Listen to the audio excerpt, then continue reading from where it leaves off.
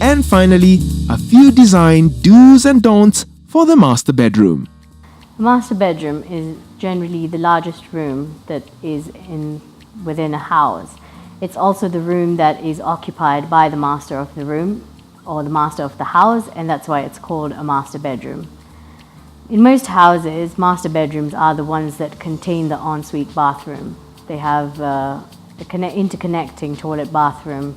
There are certain houses, however, that have ensuite bathrooms in more than just the master bedroom, and that's why we say that it's the size and it's the occupants that label it as a master bedroom. Also the fact that most men leave the women of the house into choosing what goes into the room, to designing, into color. I feel that since it's a master bedroom and you're both going to be occupying that space, it's ideally recommended that you both have an intake or an input in what sort of you're going to have going in there. Yes, the woman obviously will be the one who knows you better. She's your wife, she knows you better, but then again, nobody's perfect and you can't really understand anyone to that full content.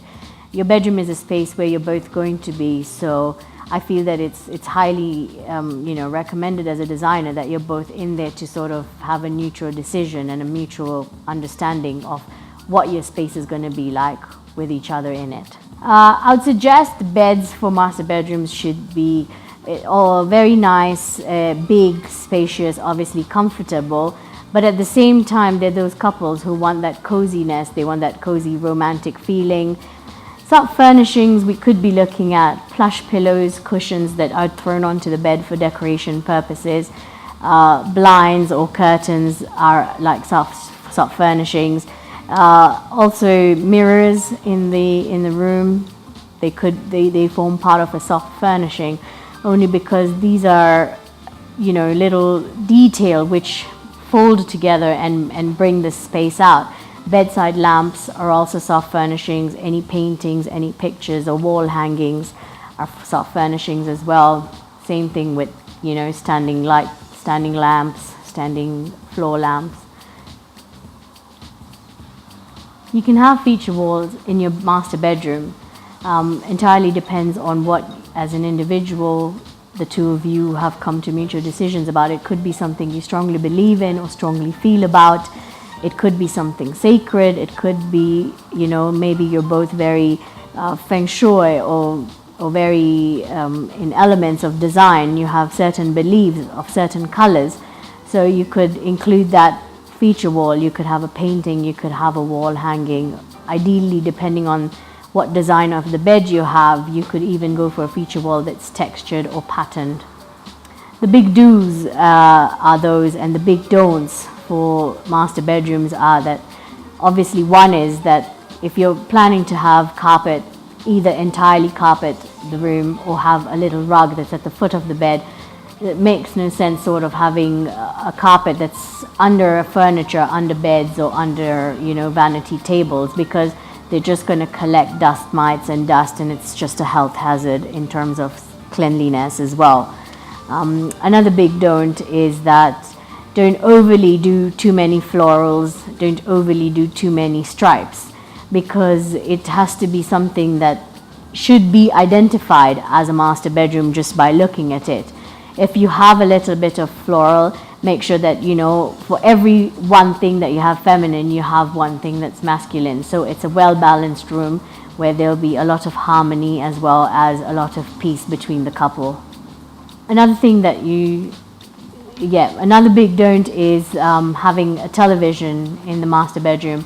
Personally, as an interior designer, I feel that having a television is very disturbing and it's very distracting, because at the end of the day, you look forward to sharing the events of your days with your partner. If you're both working, or if one of you is a homemaker and the other is working, you look forward to having that time together, and you only have it when you're in the master bedroom, ideally, because you have children or you are doing other things, when your wife's in the kitchen or when your husband is in his office doing his office work, you don't get that time.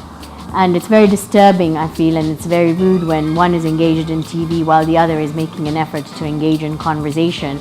I feel that the TV should be left to the family room and the TV rooms, because that's why we really have them, for you to watch TV in. When it comes to lighting in master bedrooms, I would recommend some soft lighting which creates that mood, creates that feeling and that ambience. If you have a walk-in wardrobe, you don't need very brightly lit bedrooms because you need that light when you're getting ready in your walk-in closets or in your walk-in wardrobes. Bathrooms also are well lit, so master bedrooms where the actual content of the bed is, I feel, should be very softly, warmly lit. Ceilings depend on the space. A lot of big houses in the 90s, which were architecturally built, had all these really architecturally structured ceilings. They become difficult to create a feature, but ideal would be, paintable wallpaper to create a pattern if you're using block paint, flat block paint, to bring out the space internally into the rooms. You could also use paint on the ceilings. You could paint them with the same color as the feature wall. That would create that sense of depth, that sense of space. But if the occupants want to have that open air, large ceiling area between ground and ceiling, it's very advisable to leave it in a more neutral color. You could go brilliant white, or you could go a very soft or creamy white. And there you have it, your ideal master bedroom in black and white. Over to you. I'm totally lost for words. And on that, we wind up the show.